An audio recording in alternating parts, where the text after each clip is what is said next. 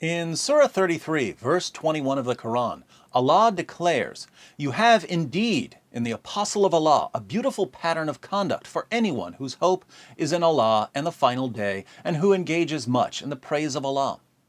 So Muhammad is a beautiful pattern of conduct for Muslims. I certainly hope that our Muslim friends don't take this verse too seriously, because early Muslim sources agree that Muhammad tried repeatedly to commit suicide. He tried to kill himself so many times that we could fairly call him the prophet of suicide, or the suicidal messenger. Sounds like the name of a punk band. Now, there are various reasons people decide to kill themselves. Some people have psychological problems that give them an urge to kill themselves. Others don't have any mental health issues, but so many bad things happen that they don't see any point in living. Still others have more nefarious reasons. My girlfriend left me, so I'll teach her a lesson and kill myself. With regard to Muhammad, the questions we need to ask are: 1. Why did Muhammad try repeatedly to kill himself? And 2. What do his suicide attempts tell us about his psychological state? Let's read some Muslim sources on Muhammad's ongoing battle with suicide. In the history of At-Tabari, we learn that Muhammad was suicidal before the first verses of the Quran were revealed to him. During one of his annual pagan religious retreats, a spirit appeared to him and said, "Muhammad, you are the messenger of God." Muhammad then ran home to his wife Khadijah and begged her to cover him. He was so terrified that he contemplated suicide. We read in At-Tabari, volume 6, page 68, "He, Muhammad, said, 'I had been thinking of hurling myself down from a mountain crag. But he appeared to me, as I was thinking about this, and said, Muhammad, I am Gabriel, and you are the messenger of God. Then he said, Recite. I said, What shall I recite? He took me and pressed me 3 times tightly until I was nearly stifled and was utterly exhausted. Then he said, Recite in the name of your Lord who created. And I recited it. Then I went to Khadijah and said, I have been in fear for my life." Notice that Muhammad was already suicidal when Gabriel started revealing the Quran to him. Gabriel had appeared to Muhammad, terrifying him and causing him to think about killing himself, and only then did Gabriel give him the opening verses of Surah 96. But Muhammad was also suicidal after Gabriel began revealing the Quran. According to Ibn Ishaq's Sirat Rasulullah, our earliest detailed biographical record on the life of Muhammad, page 106, Muhammad wanted to kill himself even after the revelations started, because he believed that he was possessed by an evil spirit. Muhammad was having a nightmare about a spirit physically attacking him and forcing him to recite verses of the Quran. When he finally agreed to recite the verses, the spirit that attacked him said, "Read in the name of thy Lord who created man of blood coagulated. Read, thy Lord is the most beneficent, who taught by the pen, taught that which they knew not unto men." Muhammad narrates, "So I read it, and he departed from me. And I awoke from my sleep, and it was as though these words were written on my heart. Now none of God's creatures was more hateful to me than an ecstatic poet or a man possessed. I could not even look at them. I thought, woe is me, poet or possessed. Never shall Quraysh," that's Muhammad's tribe, "say this of me. I will go to the top of the mountain and throw myself down, that I may kill myself and gain rest. So I went forth to do so, and then, when I was midway on the mountain, I heard a voice from heaven saying, O Muhammad, thou art the apostle of God, and I am Gabriel." So Muhammad received the revelations, but after his encounter with Gabriel, he was convinced that he was possessed by an evil spirit. Since he didn't want his tribe to know that he was possessed, he decided to kill himself. But Gabriel stopped him. Gabriel had his work cut out for him, however, because Muhammad had a habit of trying to jump off a cliff whenever he was feeling bad. When Muhammad's wife Khadijah saw that her husband was suicidal, she and her cousin Waraka talked to him and convinced him that he wasn't possessed. He was a prophet of Allah. But Waraka soon died, and the revelations suddenly stopped. Guess who decided to kill himself? Let's find out in Sahih al-Bukhari, number 6982.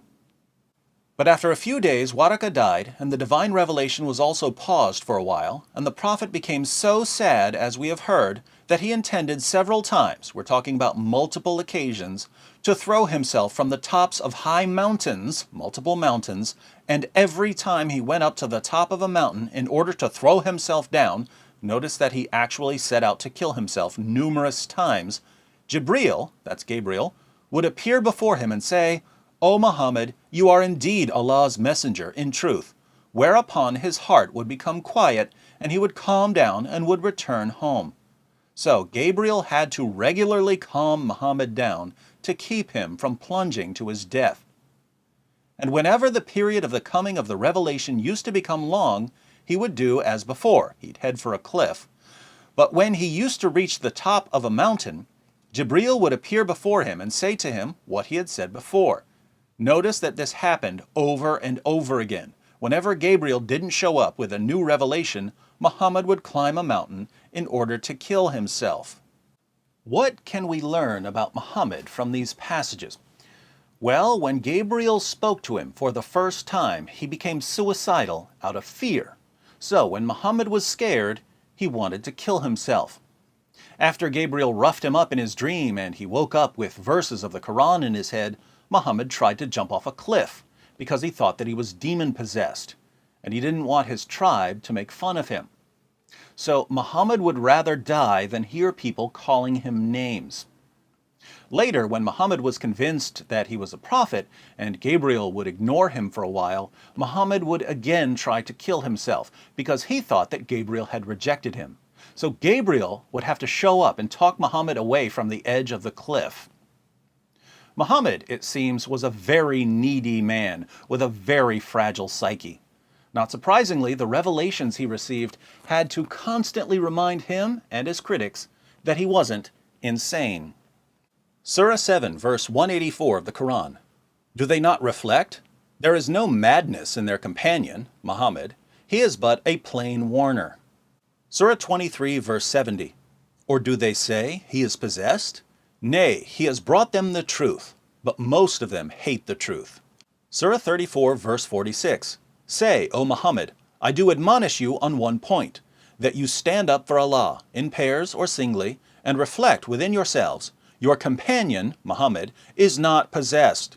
He is no less than a warner to you, in face of a terrible penalty. Surah 37, verses 35 to 36. For they, when they were told that there is no God except Allah, would puff themselves up with pride and say, What? Shall we give up our gods for the sake of a poet possessed? Nay, he has come with the truth, and he confirms the message of the apostles before him. Surah 52, verse 29. Therefore remind and preach, O Muhammad, by the grace of Allah, you are neither a soothsayer nor a madman. Surah 68, verse 2. You, O Muhammad, are not, by the grace of your Lord, a madman. Surah 81, verse 22. And, O people, your companion, Muhammad, is not a madman. Remember that these verses were delivered for recitation. Muslims had to recite these over and over. Muslims from the time of Muhammad right down to right now recite verses insisting that Muhammad was perfectly sane.